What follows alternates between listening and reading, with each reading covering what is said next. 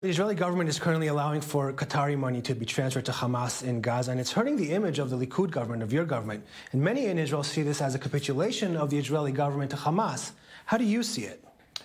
Well, I could demonstrate what happened in Jerusalem when we have a rough time and with the terror and violence. Sitting in the cabinet, I saw how Prime Minister Netanyahu balances between being really aggressive with the bad people and trying to be good as much as you can with the good people. In Gaza, we have almost 2 million people, plus minus 2 million people. They have to live their lives, and we have to enable them to live their lives on one hand. On the other hand is fight terror and combat terror as much as you can. And managing these two elements is not simple at all.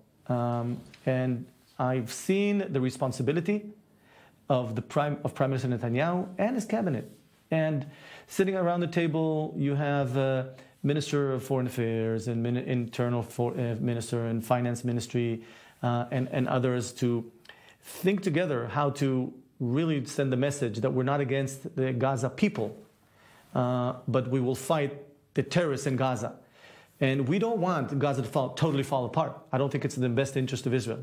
And managing and balancing between these arguments and elements, I feel very strongly that Prime Minister Netanyahu knows how to balance those little, very, very delicate, important factors. So these money transfers, they don't bother you? Well, of course they bother me. They bother me, and I'm sure they bother the cabinet and they bother Prime Minister Netanyahu. It's not, you don't choose from, the best alternative. You're choosing from let's put it this way, from between bad alternatives, the one that makes the little most damage. There are reports that the Trump peace plan will call for the Palestinian capital to be in certain parts of East Jerusalem. Is that acceptable to you? No. It's not acceptable to me. I don't believe it's acceptable for the Likud or our friends in the right of center camp. It will not function. I've never seen a person walk with two heads. There's no good example in the world of a split city that ever functioned. It will either stay dysfunctional the way it was before '67, or get reunited again, so might as well never go there. So both on the ideological side, that a city that was never divided to tribes, that belonged to all people, while it has so many conflicts in it, it was always managed by the people, the Jewish people. And also on the practical level, there's no such animal, there's no such working solution, so we'll never go there because it will never function. Actually, it will only become worse. And I've learned in my business career that it's better to say no to a bad deal than to do one. So it is by design, by definition, a bad deal, and we will never divide Jerusalem. So the most that Palestinians will get is an autonomy? Oh yeah, well, I don't think that's a lot. They want more. Well, let's see them function as an autonomy. Let's see that they don't flip on us, that we don't need. So autonomy could be like a midterm stage? It could, no, it's not going to be midterm, because unfortunately I don't see this changing in the foreseeable future.